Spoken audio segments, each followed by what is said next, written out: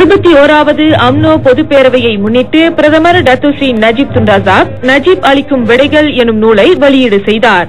நேற்றைய பிரச்சினைகளுக்கு, இன்றைய போராட்டங்களுக்கு, நாளைய சவால்களுக்கு தீர்வு எனும் சிந்தனையை முன்னிறுத்தி மலாய், தமிழ், சீனம், ஆங்கிலம் ஆகிய 4 மொழிகளில் இந்நூல் வெளியிடப்பட்டுள்ளது.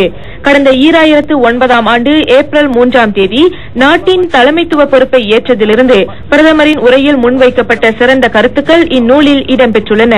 சுதந்திரமும் தேசிய ஒருமைப்பாடும், ஒரே மலேசியா கோட்பாடு, முன்னேற்ற பாதையில் செல்லும் அரசாங்கம் என 11 அதிகாரங்களில் முன்வைக்கப்பட்டுள்ள கேள்விகளுக்கு பிரதமர் பதிலளித்துள்ளார். இந்த நூல் வெளியீட்டுக்கு பின்னர் பேராளர்கள் பிரதமரின் கொள்கை உரை தொடர்பில் விவாதங்களை நடத்தினர். அம்னோ தலைவரின் கொள்கை உரையில் குறிப்பிடப்பட்டுள்ள விவகாரங்கள் தொடர்பிலான விவாதம் நாளையும் தொடரும். ஆர்டிஎம் தமிழ் செய்திக்காக பவானி பழனியப்பன். மெக்சிகோவில் நடைபெற்ற கோமாளிகள் விழாவின் காட்சி தொகுப்புடன் விடைபெறுகிறோம். வணக்கம். நான் பிரிசிலா பிரியா ஆரோக்கியசாமி. நான் கோமகள் காயத்ரி. சலாம் சத்து மலேசியா.